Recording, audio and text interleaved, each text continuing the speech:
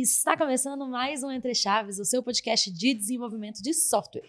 E hoje a gente vai falar de um tema muito interessante, MLOps. A gente já teve episódios aqui no Entre Chaves sobre dados, bastante episódios. A gente já teve episódios sobre machine learning há bastante tempo atrás, mas muita coisa mudou e agora a gente quer conversar mais especificamente sobre MLOps. E para isso, e aí, Champs? Tá animado? E aí, Fernandinha, muito. Há pouco tempo atrás não sabia o que era, achei que... Hoje em dia parece que você pegar duas letras, POPs na frente, existe Vira um alguma termo coisa, para né? isso, né? Mas, aparentemente, MLOps, na verdade, é um termo bem interessante, algo que vale a pena a gente entender melhor. Boa. Então, para conversar aqui com a gente sobre isso, esse tema, o Álvaro está aqui conosco. E aí, Álvaro, você está bem? Se apresenta para nós. Opa, e aí, pessoal? Bom, primeiramente agradecer aqui o convite da DTI para participar aqui no Entre Chaves. Eu sou o Álvaro, sou engenheiro de Machine Learning no Banco Santander, mais especificamente na divisão de tecnologia do Santander aqui no Brasil, que é a FIRST.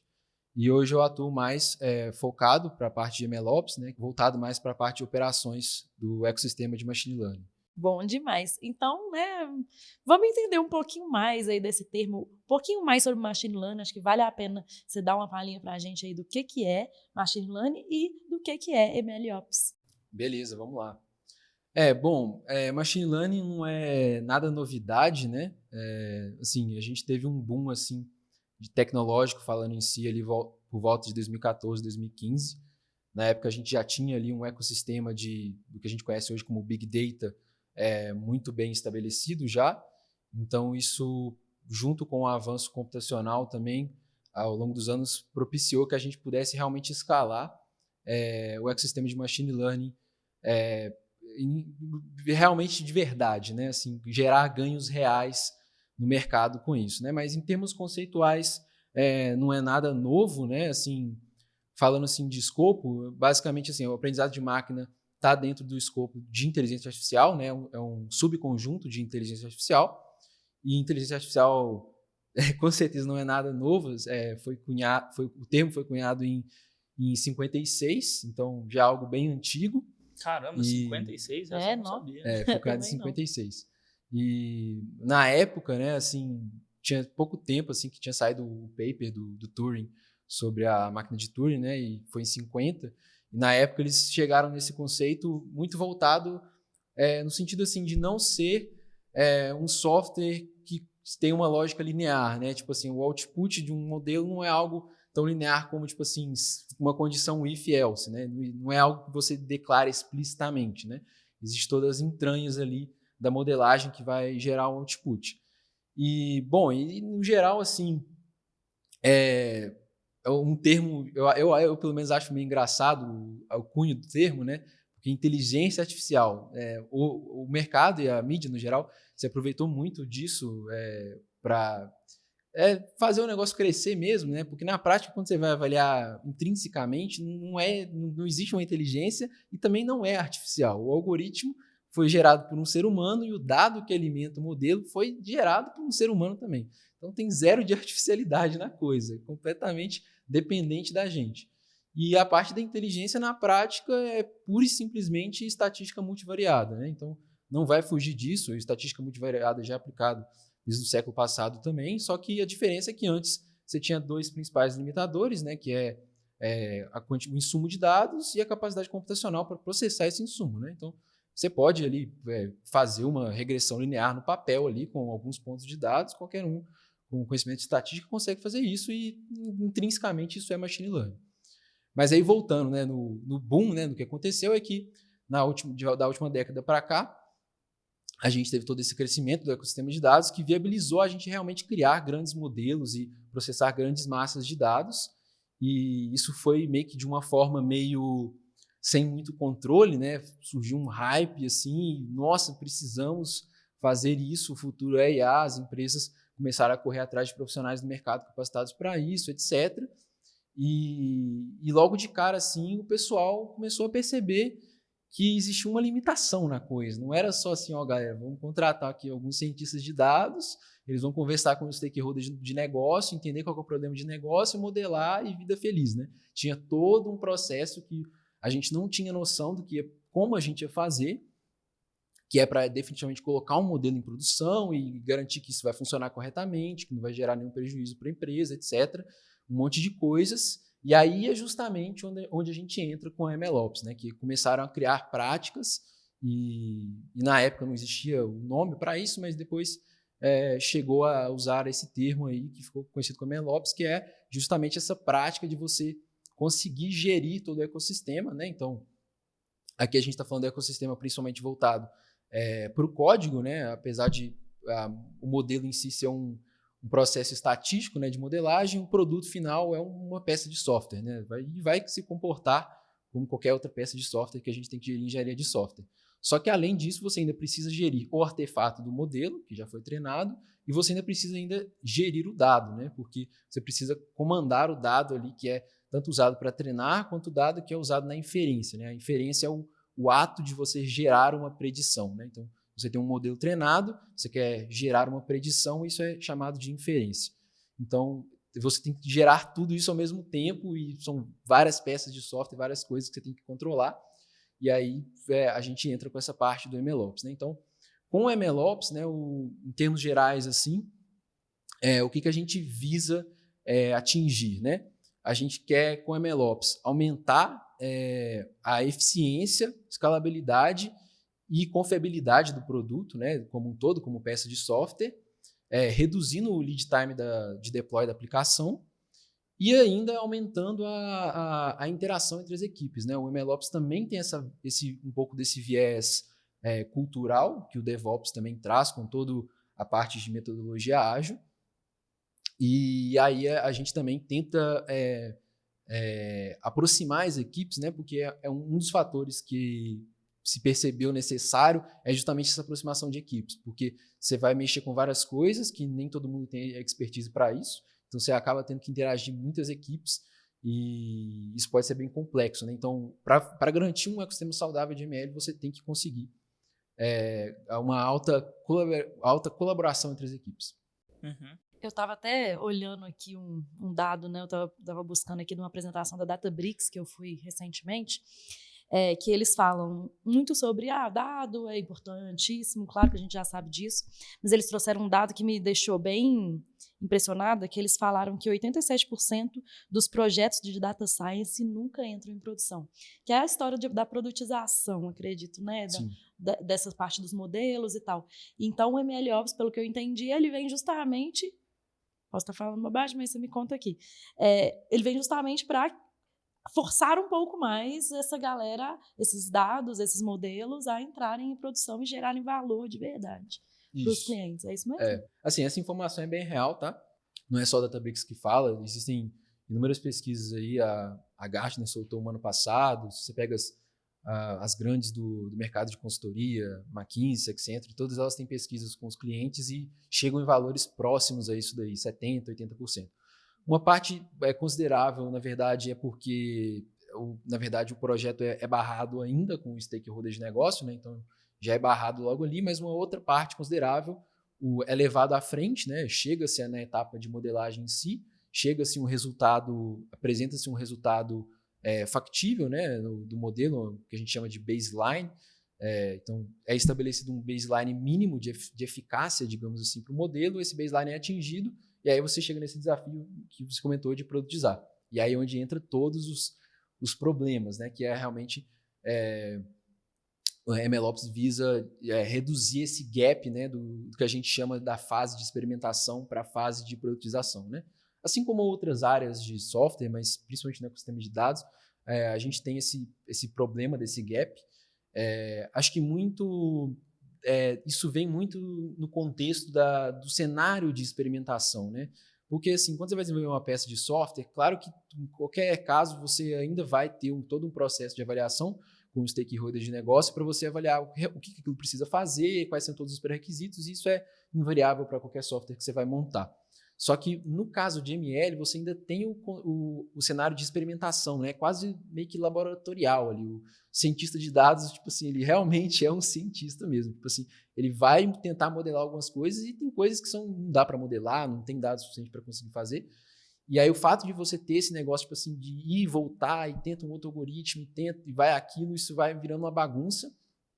E quando você vê, você tem tipo assim, um monte de teste, um monte de coisa meio que jogada, assim, você não tem uma peça de software já estruturada, né, para conseguir simplesmente clicar aqui, não, deploy, tá tudo feito aqui, galera, o código está modularizado, orientação objeto está top, teste unitário, cobertura 100%. Não, na realidade, o que você vai ter? Você vai ter um monte de notebook ali, né, não sei se vocês estão familiarizados com o conceito, né, mas notebook é uma interface, uma ideia que geralmente o cientista usa, que é em células assim, sequenciais, né? Então você tem todo um problema de que a execução ela depende da sequência que você está executando, né? Um módulo de software em Java, em Python, que isso não impacta.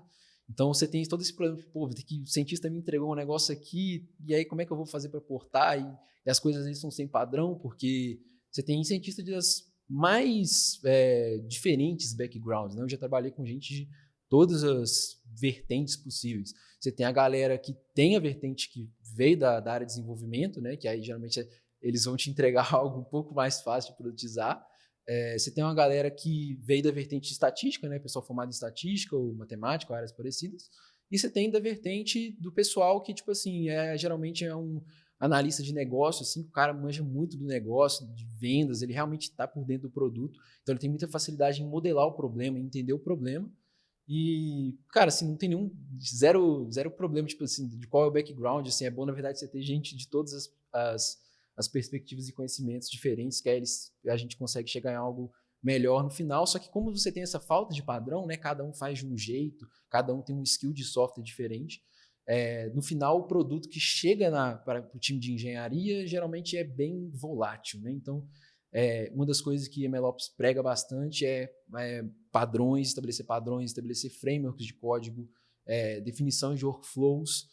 Então, com essas definições, desde o início, assim, você consegue ter um código um pouco mais fácil de você chegar e plugar mesmo no serviço. Então assim, só para entender uma coisa, então, quando a gente fala de MLOps, então a gente não está falando de usar machine learning para ajudar na operação, mas a gente está falando de operacionalizar machine learning. Times que trabalham com machine Exatamente. learning. E como que isso se diferencia de times de dados com DevOps? Né? Por que é diferente? Qual que é a dor diferente disso que o MLOps trabalha que o DevOps só não é suficiente? Sim, é o que você falou mesmo, não é usar machine learning em operação, isso aí é uma outra coisa, chama AIOps, não me pergunte por que inventaram esse nome, mas esse é o termo usado no mercado para machine learning em operação. Eu falei que era só incluir duas letras e colocar Ops na frente. Mas realmente esse é o nome, é AIOps. Mas o que diferencia, né? Justamente por aquela questão que eu estava falando antes de você ter que abordar outros artefatos de outros ecossistemas. Então, vou dar um exemplo aqui de algumas coisas que você deveria se preocupar, né? Então, por exemplo, sei lá, coisa que qualquer software vai ter, teste unitário. Aqui você vai ter que fazer mais do que só teste unitário para a sua aplicação.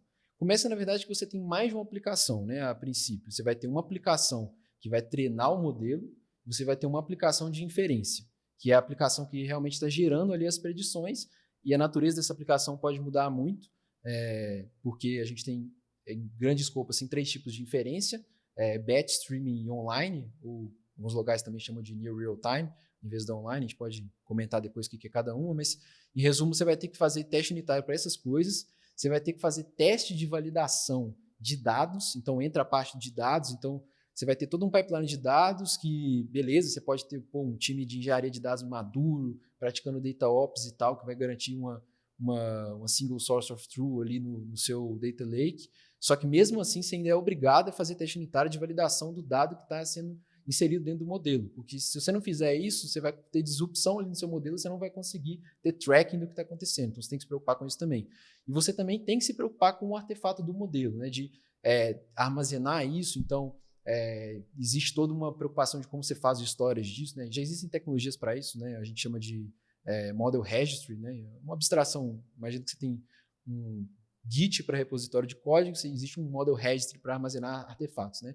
E aí você traqueia artefatos, você traqueia as métricas desses artefatos, né? O que a gente chama de metadata database, que é para justamente traquear, tipo, esse artefato aqui tem essas métricas estatísticas aqui, o desempenho dele foi esse, etc. Você faz todo esse tracking e você tem que se preocupar como você vai orquestrar isso. Então, tipo assim, você vai deployar um software normal, né, com as práticas de DevOps ali, fazendo CI/CD. Então, Então você vai ter que ter que rodar os testes, preocupar com a parte de deployment ali, né? Vou pegar um exemplo aqui, talvez seja mais fácil para entender, né? Tipo, deployar um serviço em Kubernetes, um microserviço. Então, beleza, você vai fazer ali, deployar o serviço no cluster, tem que preocupar com dar rollback, às vezes, não funciona, etc. Só que aqui você tem que preocupar, tipo assim, o modelo, você tem que deployar um modelo novo, garantir que esse modelo novo, o endpoint dele, se for um online, ele esteja acessível, tem que fazer grandes testes de integração nas peças. Você tem que garantir que, por exemplo, casos que você precise de insumo de features no momento de predições online, né? Então, vou dar um exemplo assim, você tem uma predição online, né? Sei lá, você tem um aplicativo aqui de uma empresa aleatória, e aí o usuário está lá e o aplicativo está gerando ali uma inferência prevendo um dado qualquer. Então, meio que tipo assim, o usuário preencheu algumas informações, só que você tem várias outras informações que você tem conhecimento sobre aquele cliente, e o seu modelo usa todos esses insumos, né? Então, digamos assim, você usa 30 variáveis. Então, na predição, né, do seu microserviço recebeu 3 variáveis, só que você tem 27 variáveis armazenadas ali no seu ambiente de dados, que é sobre aquele indivíduo, e você precisa usar isso para predição. Então, o seu serviço tem que ir lá acessar essas variáveis, juntar elas com a que chegou de entrada e fazer a predição. Então, todo esse esquema de ter esses acessos e um monte de pecinhas juntas, você tem que pensar em como você vai fazer o deploy disso. Então, é aí onde entra a parte do Ops, de MLOps, você tem que gerenciar isso. Porque senão vira algo muitas peças soltas, né? Então, se você separar muito essas coisas, você perde o controle, você perde rastreabilidade. Então, assim, um problema também que é bem característico, né, que vem resolver, que é justamente a rastreabilidade da peça de software que gera o treinamento. Se você não coloca essa peça no meio do seu pipeline de deploy, você perde a rastreabilidade, e se você tem um incidente produtivo com aquele modelo, você não consegue apontar qual peça de software que treinou isso, como é que eu resolvo aquilo, você não sabe.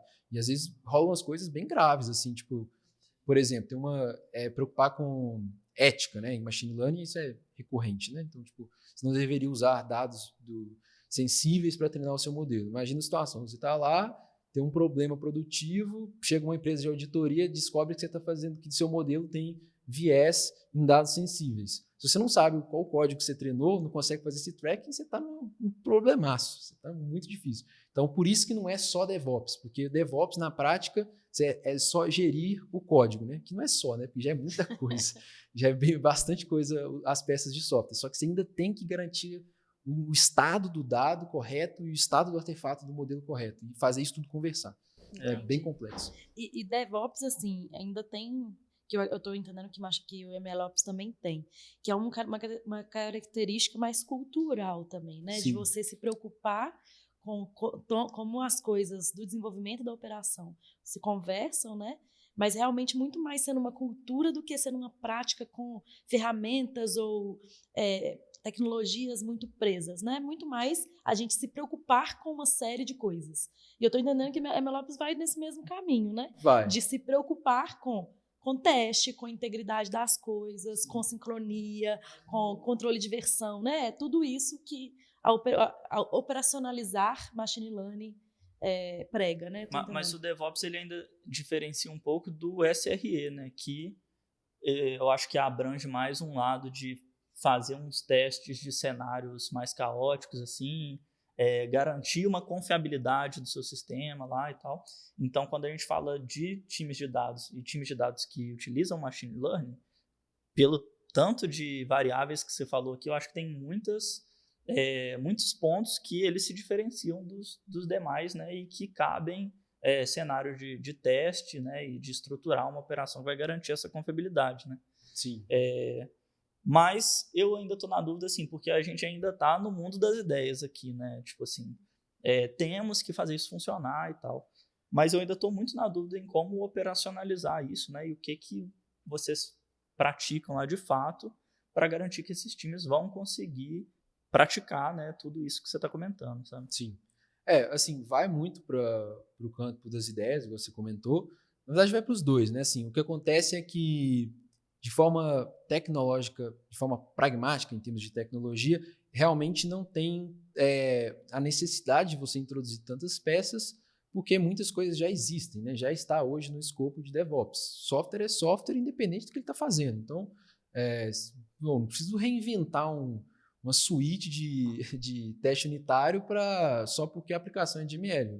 Você consegue usar coisas que DevOps já existem.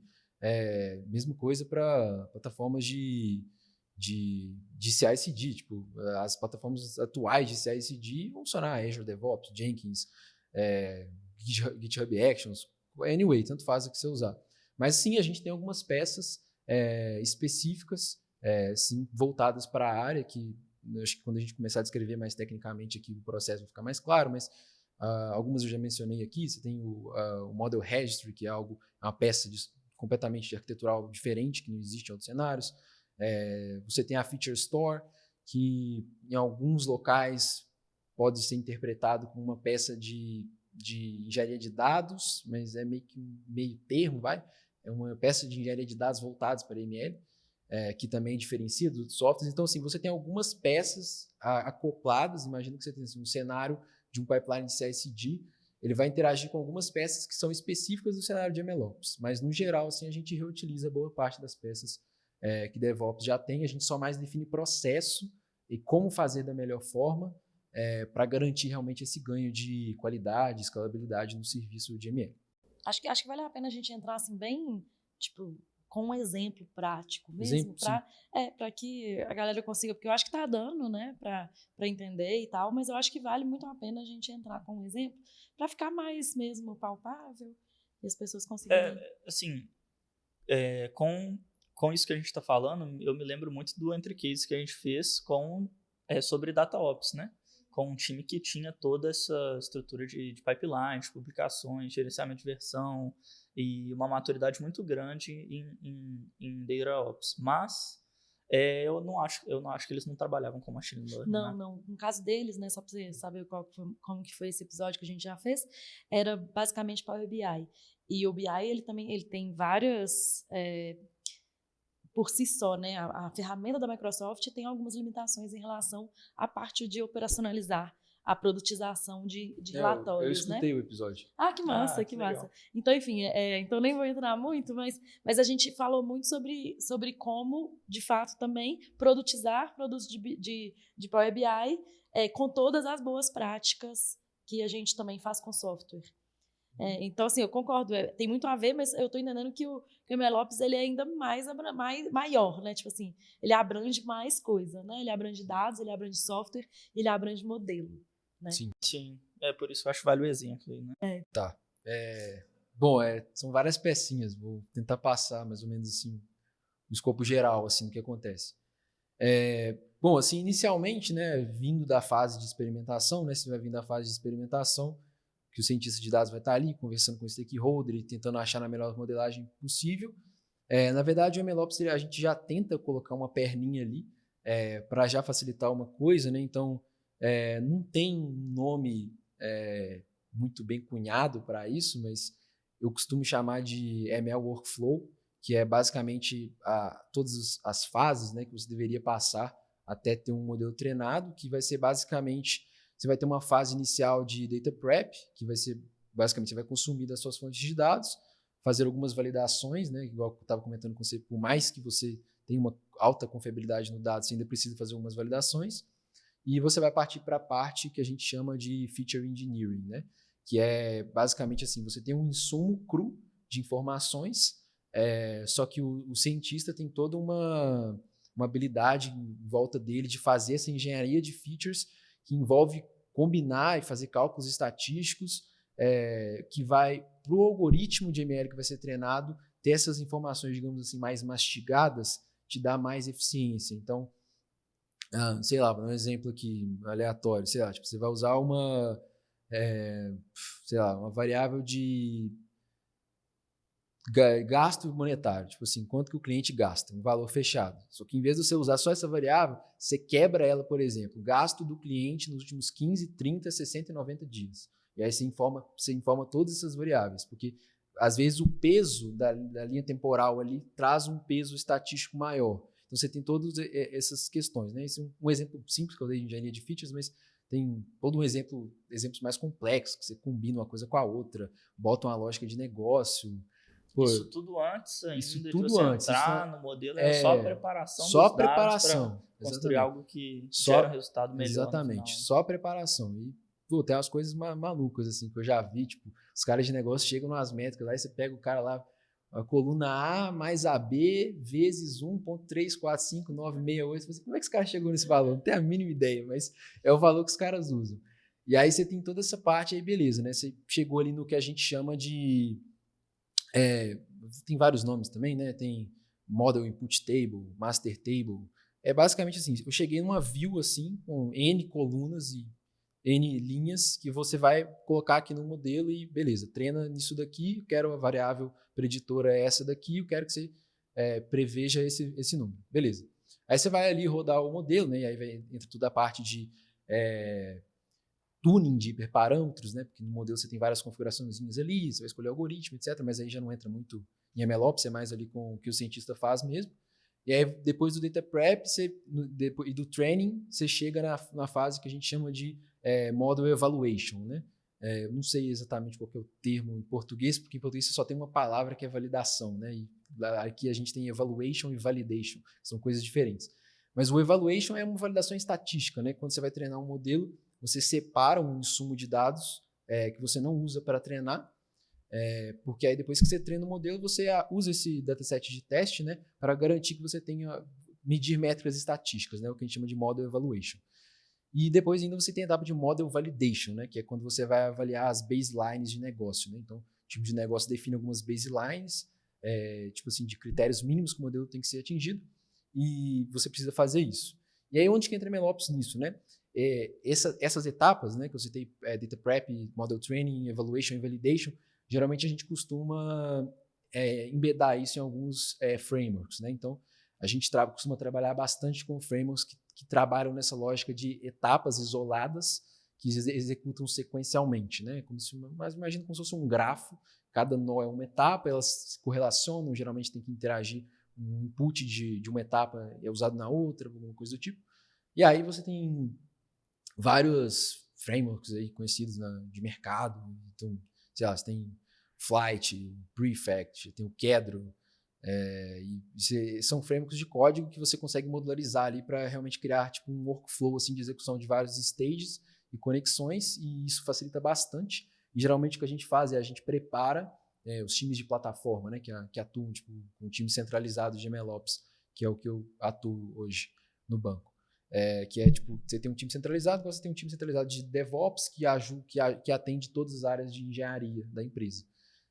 Então a gente costuma trabalhar bastante com o scaffold de código, né? Então a gente tem todo o scaffold pronto para o cientista fazer esse workflow de forma que ele consiga ali, tipo assim, já tem toda uma estrutura que a gente define com configurações de CI já prontas, para ele só ir colocando o código ali exatamente onde ele tem que colocar, e o resto do pipeline na arquitetura de CI já toma conta, né? E já executa exatamente o que tem que executar. Então, essa é a primeira parte, né, que a gente chama de workflow, que é justamente garantir que toda essa parte de treinar um modelo seja um código que seja reproduzível, que seja fácil da manutenção, etc. Não seja um monte de código solto em notebook. Então, só para fechar essa parte, você garante, então, né, enquanto esse time de MLOps, que vocês vão ter uma certa padronização, né, e um uso de determinados frameworks, uma padronização para que todos os times que vão construir modelos consigam utilizar dessa infraestrutura que vocês construíram para conseguir produzir isso mais fácil. Exato. Isso é a primeira frente assim, de atuação. Uhum. Legal. Me lembrou agora de um outro case que a gente fez aqui da galera do Centro de Excelência em Nuvem. Sim. Que tem também dos times habilitadores dos times também, habilitadores, né? E tudo mais, né? Que fazem isso, né? Que criam padrões e dão infraestrutura em nuvem, como o output deles é infraestrutura em nuvem. E é mais ou menos isso, então. Assim, segue bastante uma tendência atual de mercado, né? Hoje a gente ainda tem uma separação, pelo menos para mim é clara, dos times de DevOps, dos times de SRE. Em alguns locais eles atuam de forma mista, mas hoje o mercado está evoluindo bastante, né? Sei lá, nos últimos 2 anos, talvez seja mais tempo, mas o que eu tenho visto é mais nos últimos 2 anos, que é o que o pessoal está chamando de engenharia de plataforma, né? Então, DevOps tende a virar Platform Engineering, né? Tem toda essa questão aí de no-ops, né? Eu acho completamente infactível. Mais 2 letras. Acho completamente infactível, né? Mas eu acho que é meio que uma questão da semântica da palavra, né? Porque é no-ops na visão do dev que é user da plataforma, né? Para ele não tem ops, sim. ele não tem Ele mais não tem que se ficar se preocupar né? com tanto de coisa, mas tem que existir um time de engenharia de plataforma que é responsável por fazer as coisas acontecerem, por ser habilitador, Sim. por E acaba entregar que essas fica, peças. a gente está brincando aqui das 2 palavras e do ops na frente, mas acaba que ficar separando muito todas essas coisas acaba assim, não sei se tem tanta necessidade a partir do momento que se você tem uma preocupação com o DevOps, você também tem que ter com o SRE, e se você tem um time de Machine Learning, você vai ter que ter essas preocupações com o MLOps. Então acaba que todo mundo está falando das mesmas coisas, mas por meios diferentes, né? Então, será que... Mas um negócio que eu achei muito interessante disso que você falou do no-ops é justamente porque habilita times que talvez não tenham tanta expertise nessa parte de infraestrutura de DevOps, a ainda assim conseguir produtizar mais rápido as coisas. Exato, esse é o ganho real. Esse é o ganho real. Porque a gente tem muito atrito, né? Justamente o que eu estava comentando, assim, em TI, no geral, você vai ter algum atrito, porque você tem times especializados em X e outros em Y, então, quando você tem que interagir, dá algum atrito. Mas no contexto de ML, né, como não são todos os cientistas que têm um background de engenharia de software, você acaba tendo um atrito ainda maior. Né? Então, existe uma dificuldade muito grande de times de negócio com cientistas de dados em se aproximarem do TI. Então, ter um time de MLOps é alguém para estar ali no meio do caminho e falar, não, vem aqui, vou te mostrar como é que faz, você vai usar essa e essa peça, e isso aqui vai resolver sua vida, senão não se preocupa mais com isso. Esse é o caminho que a gente tenta seguir. Não, legal demais. Mas continuando na historinha lá, né? Qual seria a próxima etapa? Depois que você tem ali a fase do ML Workflow pronta, né? E você tem um fluxo ali que é reutilizável e tal. Aí beleza, né? Você vai ter, no final das contas, você gerou um artefato, né? De um modelo, e aí isso aí tem N tipos de artefato, vai depender muito do framework de ML que você está usando. Mas, e aí, onde é que eu jogo esse cara? Isso aí fica armazenado aonde? Isso fica num banco de dados relacional? Fica no NoSQL? Fica num Object Storage, no S3? Como é que você guarda isso, né? Então, chegaram no conceito, né, que hoje a gente chama de Model Registry, já tem uns bons anos que já existe. Então, você tem hoje já habilitado isso nas principais plataformas. Você tem o principal de mercado open source, que é o MLflow, que é open source, mas o criador hoje é membro da Databricks, então a Databricks evolui o produto, mas apesar de ser open source, mas você tem as outras variantes. Você tem o Azure ML Model Registry, que é o Model Registry acoplado do Azure ML, e você tem o Model Registry do SageMaker na AWS também. E outros aí que são menos utilizados. Mas isso tudo a gente está falando de gerenciamento de versão do modelo, sim. Todos eles são Model Registry. Legal. E aí como é que funciona? No geral, esse cara, né? Vai mudar um pouco, obviamente, de um flavor para outro. Mas, no geral, você vai ter ali de back-end um Object Store, então algo que emule o S3 ou algo bem próximo, uma DLS na Azure.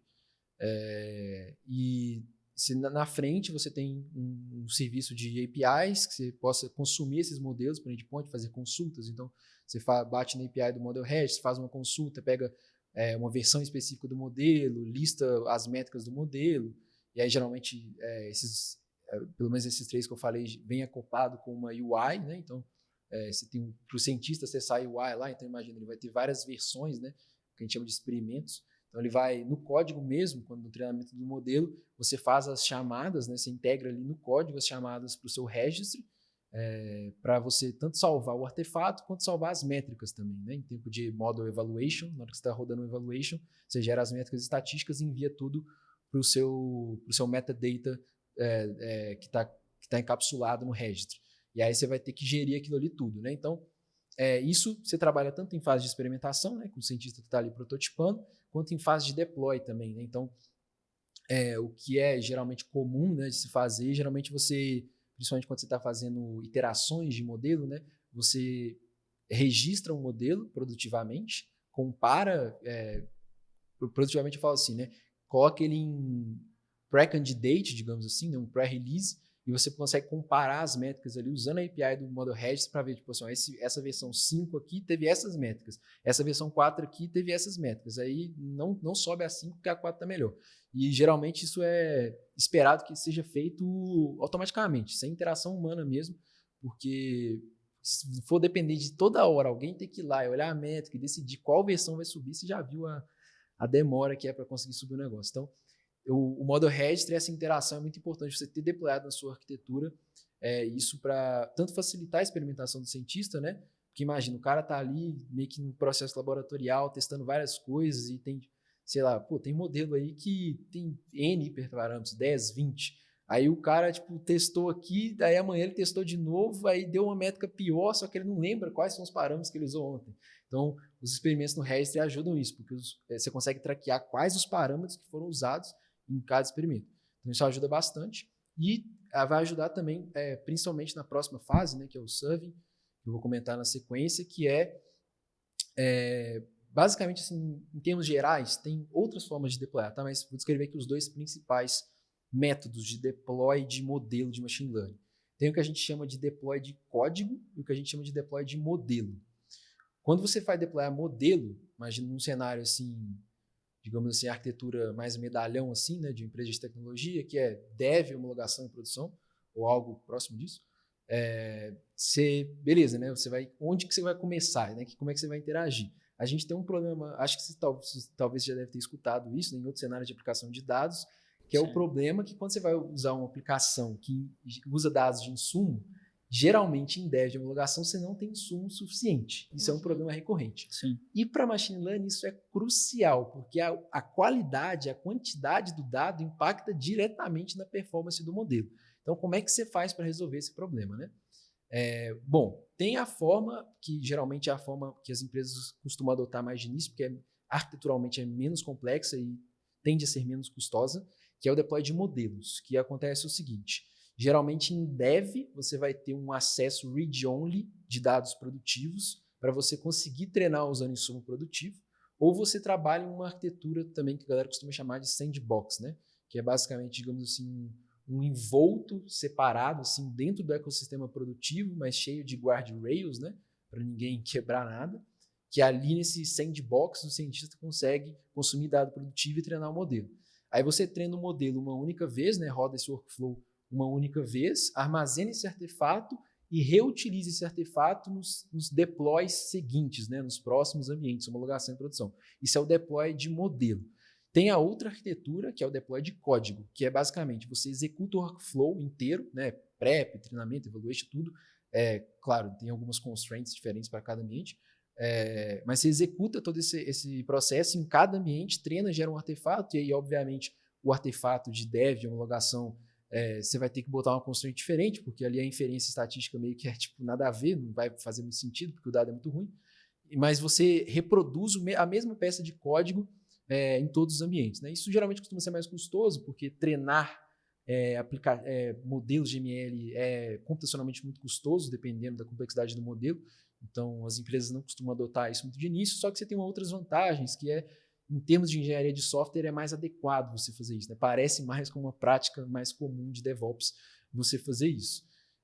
Então, no Registry, né, voltando no assunto do Registry para finalizar, ele ajuda bastante nisso, porque mesmo se você for adotar uma arquitetura de deploy de modelo em vez de deploy de código, é mais fácil, porque você vai ter o artefato já no Registry, e aí a única coisa que você tem que apontar na sua aplicação, uma chamada REST para uma API do Registry, e isso aí vai puxar em qualquer canto, né? Claro que às vezes dá uns problemas de entorno, né? Porque você vai ter que ter um Registry que vai comunicar em todos os entornos, e segurança de rede, é complicado, né? Sempre dá um problema com segurança de rede. Mas o Registry ajuda bastante, né? Então, essa é uma das peças, depois do ML Workflow, que eu consideraria assim, primordial você ter. Aí, antes de entrar no Serving, acho que eu vou comentar de outra, que eu acho que também é mais específica de ML, legal falar, né? Que é a Feature Store, né? O que é a Feature Store? A galera pensa assim, putz, é um banco de dados aí relacional, algumas seguem uma arquitetura mais no SQL, mas é um banco de dados aí, pô, já vi isso, né? Qualquer um tem um banco de dados. Mas qual que é a ideia da Feature Store? É para você ter uma camada governamental de engenharia de features para você realmente centralizar uma single source of truth, que é tipo assim, cara, você vai ter que produtizar várias features diferentes usando feature engineering. E você pode salvar isso ao léu, assim, no seu data lake, né? Então, tipo assim, igual eu estava comentando, quando você faz o data prep, você gera uma coisa que a gente chama de input table, né? A master table, que é o que é usado para treinar o modelo. Essa view, né? Esse conjunto de dados, ele não existe no seu data lake. Você acabou de inventar ele, você criou, codificou e gerou. Então, beleza, você vai ter que salvar isso em algum canto, de alguma forma, para treinar o modelo e usar isso de insumo. Então, geralmente, o que é feito é usado uma feature store, que é uma camada de abstração, por debaixo dos panos é sim um banco de dados, mas existe uma camada de abstração por cima dela que facilita, primeiro, você consumir isso dentro de uma aplicação de ML, porque meio que tem como você versionar essas master tables de forma mais simples, e você também trabalha no conceito de uma feature store online e uma offline, né? Geralmente as duas vêm acopladas no mesmo serviço. A offline é basicamente para esse fluxo que eu comentei de você vai treinar um modelo, você tem ali as suas master tables centralizadas e governadas também, né? Então, vou dar um exemplo, assim, às vezes o pessoal de negócio tem várias definições de como calcula uma métrica X do cliente, aí você tem essa métrica X salva em várias databases, como é que você vai saber qual que é a métrica X oficial, né? Então, o pessoal de ML trabalha muito em Feature Store com um time de governança de dados ali, de realmente, galera, aqui, ó, isso aqui tem que estar no catálogo de dados, a métrica XPTO do cliente oficial, o cálculo é esse aqui, se alguém falar que é um cálculo diferente, está errado, tem que usar esse aqui para treinar o modelo, se usar outro, vai dar ruim. E essa é a offline, né, que a gente chama, que é no processo ali de treinar o modelo, e você tem a online, que é aquele exemplo que eu dei lá no início, né, de você tem um modelo online sendo servido, e nesse modelo online, tipo assim, você só cadastra algumas informações, tipo 3 features, só que o modelo usa, na verdade, 30, e essas 27 outras features faltando, você tem armazenadas no seu data lake, que vai estar na sua feature store, e aí o seu serviço bate nessa feature store, pega essas 27 que estão faltando, junta com as 3 que o usuário informou ali, e faz uma predição em real time ou near real time. Então, a feature store trabalha nessa vertente offline e online, é uma abstração assim, de governança em cima de um banco de dados. Mas ajuda bastante, assim. É algo relativamente novo, assim. Você tem algumas peças já de mercado famosas, algumas pagas, outras open source, mas é algo que explodiu mais de uns 3, 4 anos para cá. Então, assim, talvez as que tem mais atenção, assim, né, destoam mais das ferramentas tradicionais de DevOps, talvez seja o Model Registry e a Feature Store, que são bem clássicas, assim. Então, beleza, né? Então, você treinou ali um modelo, puxando da Feature Store, salvou seus master tables, salvou seu artefato e tal, rodou o workflow bonitinho. Esse workflow, ele tende a ser de duas formas de execução, né? Ou manual, ou você executa esse workflow inteiro num pipe de CI, que é um conceito, depois eu posso explicar, que é o que a gente chama de continuous training, né? Então, igual a gente tem, é uma prática de DevOps, continuous developing, a gente tem continuous training, que é quando você tem um treinamento automatizado, mas isso aí é para times bem maduros, é algo bem difícil de montar.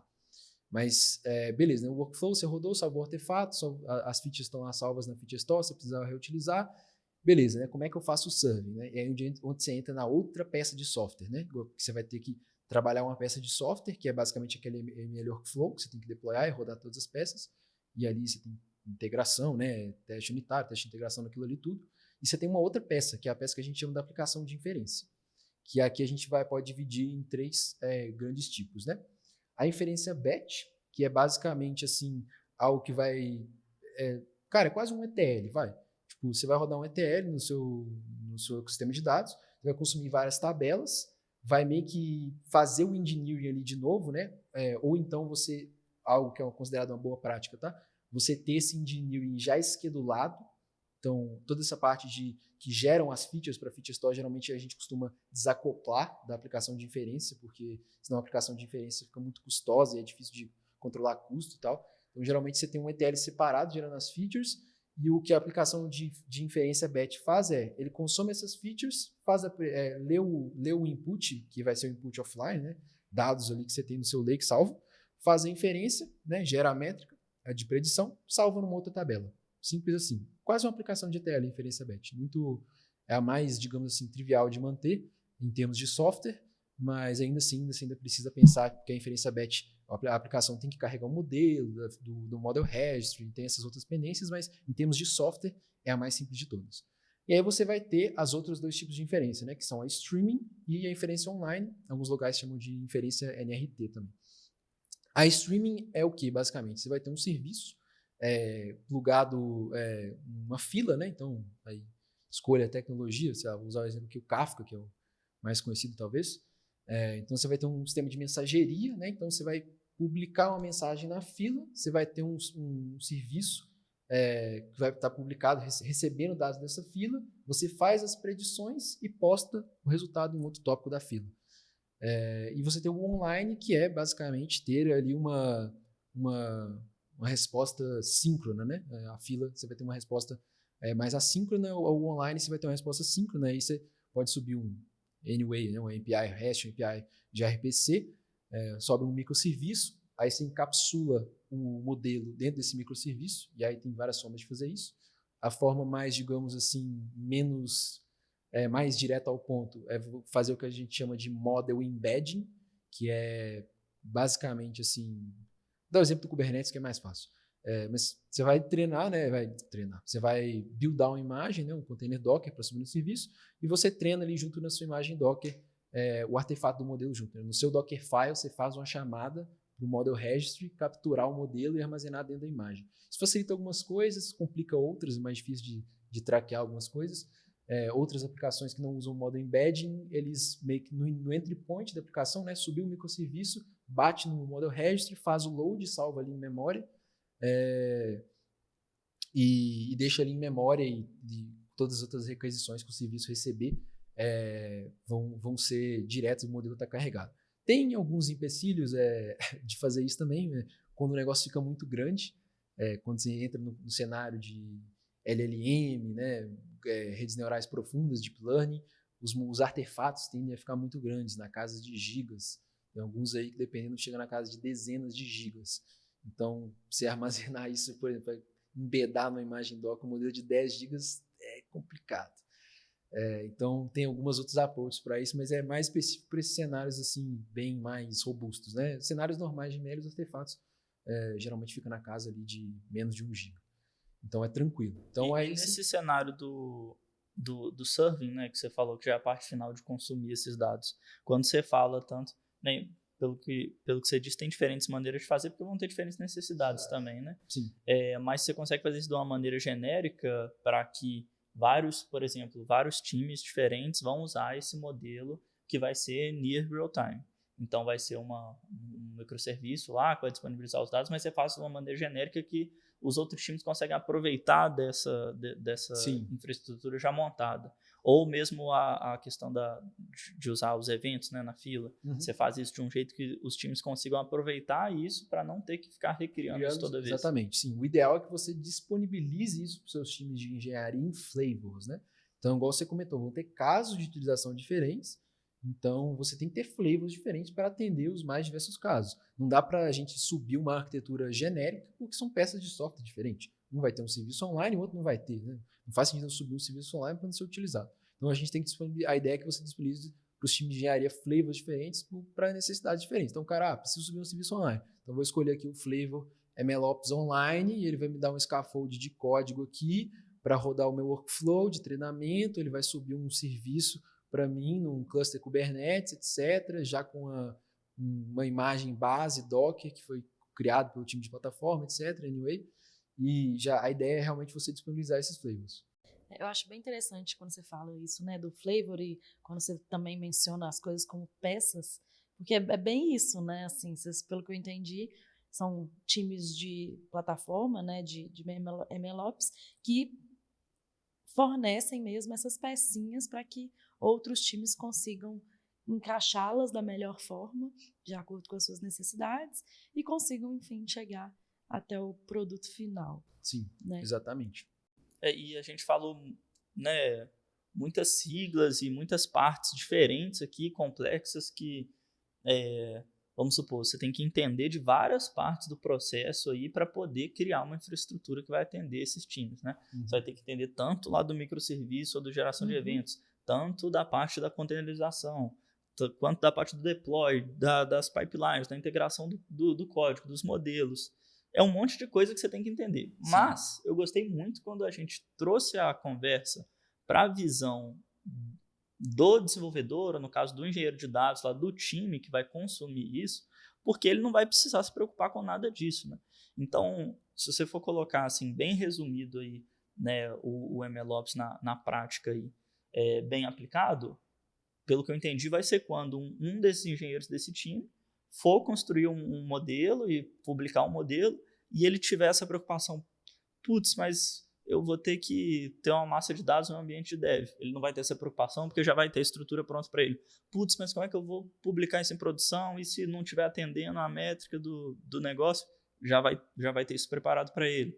Nossa, mas eu preciso disso near real time, como é que eu vou fazer? Já vai ter isso preparado para ele. Então, eu acho que quanto melhor tiver estruturado esse time de MLOps, menos preocupações para o meu time de dados, né? E mais velocidade você tem para o modelo chegar à produção, que é o que de fato vai gerar dinheiro para o negócio, que aí é onde está o X da questão, né? E quando a gente está falando, assim, eu não perco a oportunidade aqui no Entre Chaves de falar sobre produtividade, que agora, assim, né, nesses tempos de agora, não sei quanto que lá vocês estão tendo algum tipo de pressão em relação a isso, mas é esperado, né, que os times tenham mais produtividade, porque, enfim, não estamos mais em períodos de vacas gordas, os orçamentos estão mais restritos, e agora, assim, a gente precisa produzir mais com o mesmo tanto.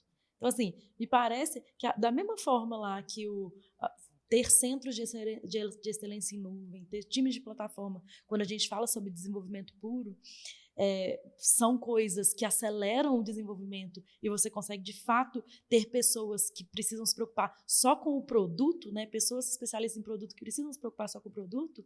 Aqui eu estou entendendo que é a mesma coisa, né? Então, assim, em tempos de produtividade, me parece que é um investimento que se paga, assim, né? Claro, né? Assim, estou falando completamente de forma meio arbitrária, né? Mas pelo que você está contando, me parece ser um negócio que sei lá, dependendo da quantidade de modelos, da quantidade de times que trabalham com machine learning em uma empresa, isso provavelmente se paga.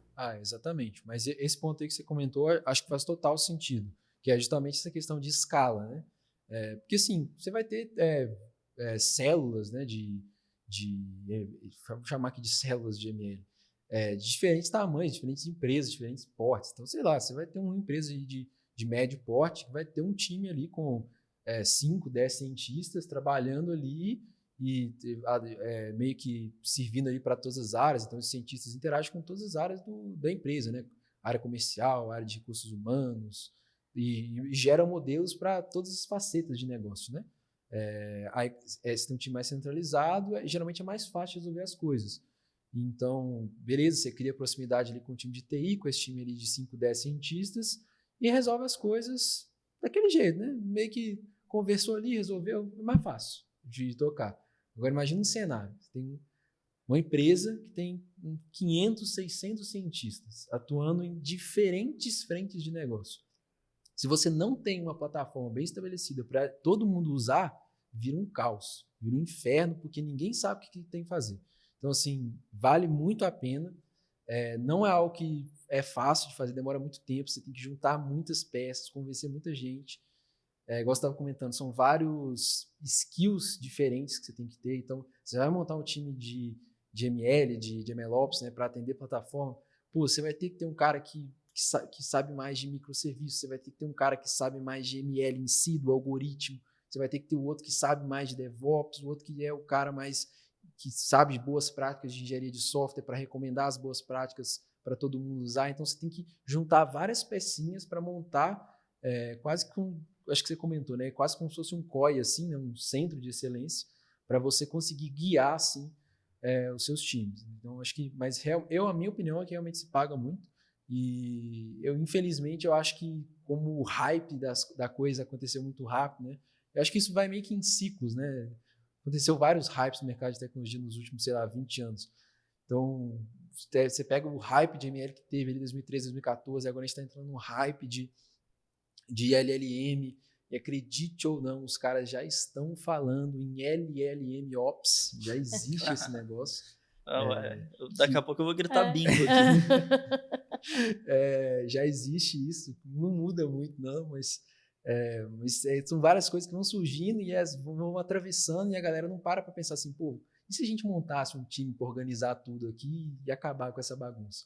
Vale muito a pena, é um passo atrás para dar vários passos para frente. Eu concordo totalmente, né? Mas como você bem reiterou, que é importante também olhar para o tamanho da empresa, porque realmente, né, é um investimento grande também, Sim. né? E é um investimento que, dependendo da empresa e do quanto os orçamentos são muito bem divididos, às vezes é um investimento que a TI da empresa vai ter que pagar e que, às vezes, assim, o negócio, que normalmente é quem injeta o dinheiro, não quer também, porque ele não vê o valor rápido, né? Então ele fala assim, pô, mas você vai deixar lá um time de X pessoas trabalhando por sei lá quanto, eu não tô vendo, o que você tá me entregando com isso aí? E claro, né, assim, a gente sabe aqui que em algum momento você vai acelerar as entregas, mas às vezes isso é tão abstrato que isso, pra galera do negócio, fica muito, sabe, muito longe, fica muito no campo das ideias mesmo, e aquilo ali, não vou investir nesse trem agora não. Mas me parece total que quando você tem mais times e mais maturidade um pouco, né, e tá buscando ainda mais maturidade e acelerar os processos, que investir num time desse faz sentido. Faz bastante sentido.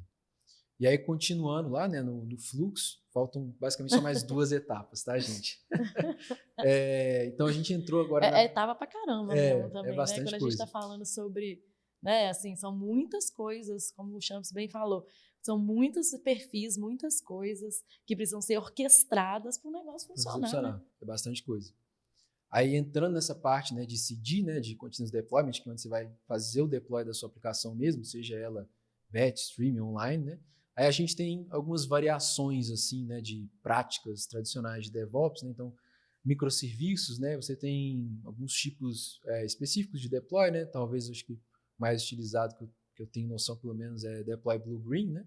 Então, você faz deploy de um serviço paralelo ali, redireciona as chamadas para administrar ali, para ver se a versão em blue vale a pena subir ela para o green. E em ML você também tem bastante disso em termos do modelo, né? Então, às vezes, inclusive, você está fazendo deploy, isso é um aspecto que eu acho bem bacana. Como as peças são isoladas, não necessariamente você está atualizando todas. Às vezes, assim, a aplicação de inferência, você não mexeu nada, só que você retreinou o modelo e você tem que fazer o redeploy das coisas. Só que na aplicação de inferência não mexeu nada. Às vezes você mexeu só na API de inferência, mas o modelo é o mesmo. Então você tem que ter essa maleabilidade ali das peças para conseguir deployar as coisas corretas.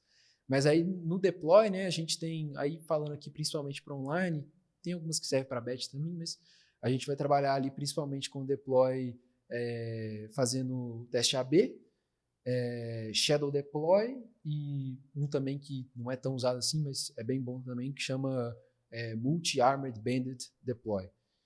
Então, teste AB, né, bem padrão, você sobe 2 instâncias do microserviço, falando aqui do online, né, que é mais fácil dar exemplo, e aí você vai tendo as requests ali, vai comparar, segrega, né, as requests, faz teste AB ali entre uma e outra para saber qual que é mais coerente. Tem o Shadow Deploy, que é basicamente bastante usado em streaming, que é mais fácil de acoplar, que você sobe uma outra instância do serviço de inferência e acopla na fila, né, cria um outro tópico para esse Shadow Deploy receber as mensagens também, faz as predições e armazena essas predições num banco de dados qualquer e para o modelo novo, né? E o modelo que está em produção atualmente, ele fica lá bonitinho do jeito que está. E aí você vai acompanhando ali os resultados, fica ali 1 semana, 2 semanas, só acompanhando o resultado do serviço que está em Shadow Deploy, e aí o time de negócio vai avaliando, o time de negócio deu ok, vira a chavinha, o serviço do Shadow vira o serviço produtivo. E você tem um multi-armed bench, que é quase que eu gosto de chamar de meta-ML, porque é ML para ML, para deploy de ML, porque é um algoritmo de aprendizado por reforço, né? Então, machine learning é um subescopo de inteligência artificial, e dentro de machine learning você tem principalmente ali 3 grandes escopos, né, que é aprendizado supervisionado, aprendizado não supervisionado e aprendizado por reforço. Aprendizado por reforço é basicamente um algoritmo de AI tradicional que você tem tipo um ambiente, você tem um observador, o observador observa as mudanças no ambiente e gera ações para gerar uma recompensa, digamos assim, em termos gerais. E o algoritmo de multi-arm bench é basicamente assim, você sobe algumas versões diferentes de modelos, você fica traqueando todas as respostas possíveis e tenta usar a resposta que mais vai otimizar algum fator tal. E aí você mantém isso de alguma forma até ver qual versão que está otimizando mais. Esse já é mais complexo. É mais complexo. São cenários mais que você precisa ter uma granularidade assim, de predição bem fina, para você ter certeza de qual que é a versão melhor. Porque é um problema comum também, né, no contexto de ML, que é a interpretabilidade. Né? A maior parte dos modelos que a gente tem, a gente chama de... não é black box, né, mas é porque é difícil, uma vez que você tem um modelo treinado, interpretar aquilo que realmente impacta para aquele modelo. Você tem modelos que são algoritmos que são mais interpretáveis, né? Você consegue, tipo assim, por exemplo, sei lá, acho que talvez mais fácil que seja a árvore de decisão. Então você tem uma árvore lá, tipo assim, se a feature tal é maior que 30, vai para um lado, se é menor que 30, vai para o outro. E aí você tem uma árvore, né? Como se fosse uma árvore binária assim, e aí você consegue saber meio que o que cada feature impacta na decisão do modelo. Isso é o que a gente chama de um modelo com alta interpretabilidade. Só que você tem modelos, por exemplo, o Support Vector Machines, né, o SVM, que tem baixa interpretabilidade.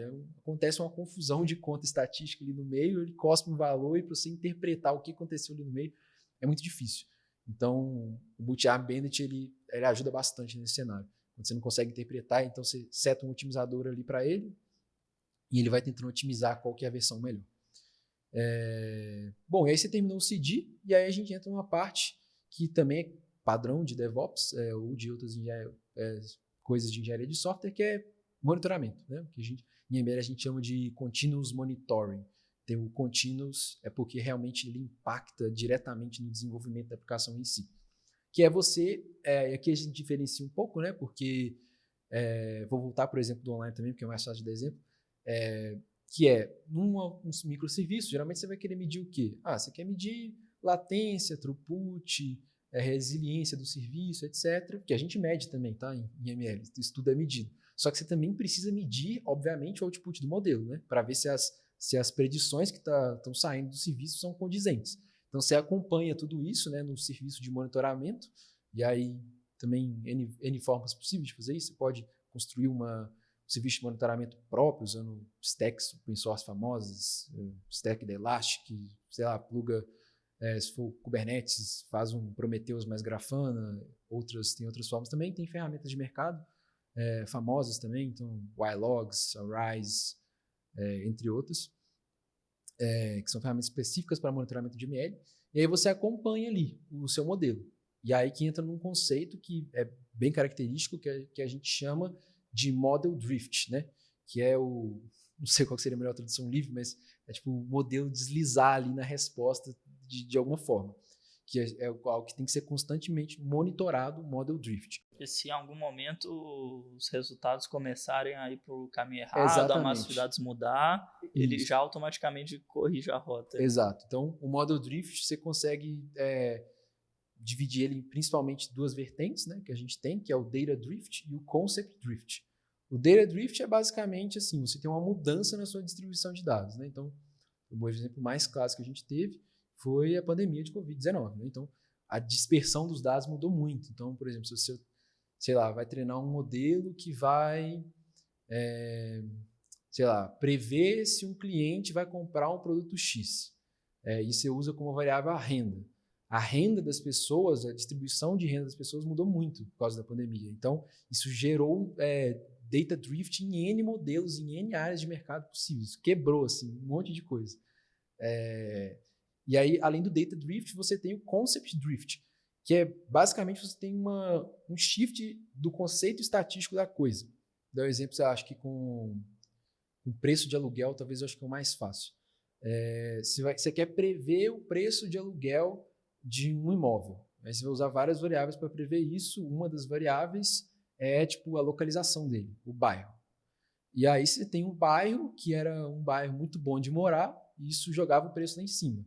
Do dia para a noite aconteceu algum desastre no bairro, e o bairro agora está muito ruim de morar. Então, você não teve tipo, imagina no primeiro momento que as pessoas não saíram do bairro, tá?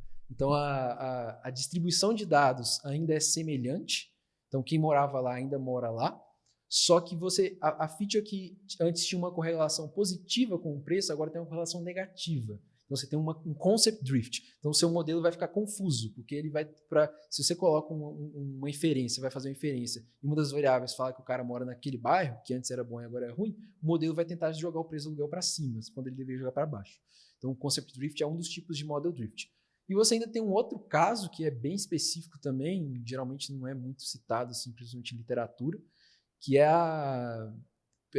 eu acho que a tradução livre seria predição performativa, né? O performance prediction, que é basicamente assim, o seu modelo é tão bom, mas tão bom, que as predições que você está gerando geram um impacto na distribuição de dados. Então, tipo assim, você vai, tipo assim, sei lá, talvez, não sei se do produto para o cliente faz sentido, mas imagina assim que, já sei, um de recomendação acho que faz bastante sentido. Você tem um modelo de recomendação de cesta de produtos. Então, o cliente colocou produto A na sua cesta e você tem um modelo para prever qual que seria o produto mais provável dele levar junto. Isso tem aos montes, né? Acho que a Amazon faz isso, sei lá, tem 10 anos que a Amazon faz isso. E aí, se o seu modelo for muito bom, o que vai acontecer as pessoas vão começar a comprar muito esses produtos que você está recomendando, e isso vai mudar a distribuição. Então, olha que loucura, né? Se o seu modelo for bom, você pode acabar com o próprio modelo, porque ele vai mudar a distribuição das coisas. Então, é outro tipo de coisa que você tem que ficar olhando. Isso tudo entra no contexto que a gente chama de model drift, que a sua stack de monitoramento tem que ficar responsável. E aí, a parte do continuous monitoring, ela é contínua, porque aí ela entra... você pode configurar triggers para a última fase de todas do MLOps, que é a fase que a gente considera assim, como mais madura, que pouquíssimos times têm maturidade para construir algo que seja resiliente o suficiente para isso, que é o que a gente chama de continuous training, que é basicamente toda aquela parte que eu mencionei lá do ML Workflow, né, das fases iniciais lá, você acoplar 100% daquilo num pipe de CI, mais a parte do deploy num pipe de CD, juntar isso tudo e configurar isso para ser trigado pelo sua stack de Continuous Monitoring. Então, o seu Continuous Monitoring vai detectar um data drift e vai perceber, olha, a distribuição mudou. Triga o pipeline de CI. Vai dar a volta completa. Vai dar a volta completa. Lá nisso e fala, troca volta esse modelo lá. aqui, porque... Por esse aí o pipe vai treinar um modelo novo, legal, usando obviamente uma janela de dados mais recente, né, com a distribuição mais atual, vai fazer um model evaluation, se passar nas métricas, ele vai para frente, faz o model validation, se passar do baseline do negócio, vai para frente também, sobe um serviço, geralmente em Shadow ou em AB, bota o serviço no ar, fica ali, tudo certo, as métricas bateram, faz o shift, e aí, dependendo se o time tiver maturidade suficiente para configurar parâmetros para tudo isso, isso acontece sem ninguém clicar em nenhum botão. Então, isso aí é o estado da arte, que a gente chama assim, que é a última fase do MLOps. Né? Aí você fecha o ciclo, né, de desenvolvimento, igual no DevOps você tem o ciclo também que vai e volta, MLOps você também vai e volta, e aí você fechou, basicamente acabou. É só tudo isso. É só isso aí. É só tudo isso. Essa coisinha aí. Mas o que eu acho muito legal de tudo isso é que, às vezes, os times de dados eles têm um pouco de dificuldade de se identificar com as práticas de engenharia. Sim, bastante. Sabe? E aí, assim, até a gente aqui fala muito sobre o DORA e sobre as 4 variáveis do DORA lá, que é de lead time, de frequência de publicação, de percentual de falha e de tempo de rollback. E às vezes os times de dados olham para essas variáveis e falam assim, isso aqui não tem nada a ver comigo, isso aqui não faz sentido nenhum, teste, não faz sentido, monitoramento, não faz sentido. E aí você traz isso tudo mostrando assim, gente, isso aqui faz muito sentido. Totalmente faz sentido. muito sentido. Então, assim, poxa, pega aí a sua esteira de dados e, enfim, dos seus modelos e, claro, né, a gente já falou aqui sobre custo, sobre que isso não é um negócio também muito trivial, mas, enfim, é possível de operacionalizar e cada vez mais levar mais para perto dessas boas práticas da engenharia e que faz sentido. A questão do custo é importante mesmo, né? Eu acho que faz muito sentido criar um time de MLOps se você tem ali um produto ou vários times que vão trabalhar com machine learning, né? Então, diferente do que você tem um time que vai trabalhar com machine learning ali, você vai criar todo um centro para operacionalizar isso. Será que esse custo vai se pagar? Provavelmente não, né? Então, essa questão do custo é bem importante mesmo. Mas várias partes Isso dos que eu ia conceitos falar. que você falou são facilmente aplicáveis dentro dos times, né? Facilmente assim, né? Dá para inserir muitas dessas boas práticas no dia a dia do time. Igual você falou, né? A última parte aí que exige muita maturidade. Pouquíssimos times no mundo lá vão conseguir chegar numa etapa Automático. tão automática que vai dar a volta completa e tal. Mas assim, grande parte aí do que você falou são práticas até simples quando a gente fala de desenvolvimento de software padrão, e que poderiam sim ser bem aplicáveis aí nos Sim, times são de bem desenvolvimento aplicáveis. de modelos Mesmo também. não tendo um time. Mesmo assim não como- tendo um time. Mas- dedicado a isso. Sim, né? mas isso aí que você falou desse gap aí é verdade, tá? Isso eu acho que é algo que talvez propicie mais você ter um time de MLOps, um time de plataforma para fazer isso. Não que engenharia de software não faça sentido, né? Porque você pode ter devs bem esquilados, mas tendo um time de DevOps que vai te entregar tudo na mão, melhor Às ainda. vezes seu time você até possibilita times mais júniores, né? Sim, de entregar valor de mais entregar, rápido. então ajuda bastante. Mas é um gap que tem que ser resolvido. Assim, Sim. na minha opinião, a gente tem que dar um jeito de resolver. Assim. Para mim é bem visível, eu sinto isso bastante na pele, porque eu tenho um background mais de engenharia de software, né? Então eu entrei meio que nesse mundo de dados assim por interesse, mas eu cheguei assim para ver o que o cientista estava fazendo e falei, pô, isso aqui não é para mim não. Legal. Você achou que não é pra você? Não, hoje não é pra mim, pô, um monte de código solto, assim, eu falei, Entendi. isso aqui não dá, não. Eu vou pro time de engenharia. Eu só vou trabalhar com dados se for para organizar essa É. bagunça. Exatamente. Foi nessa perspectiva aí. E hoje é um gap que a gente tenta resolver. Então, assim, beleza, os times de dados realmente vão ter caras ali mais focados em análise de dados, etc.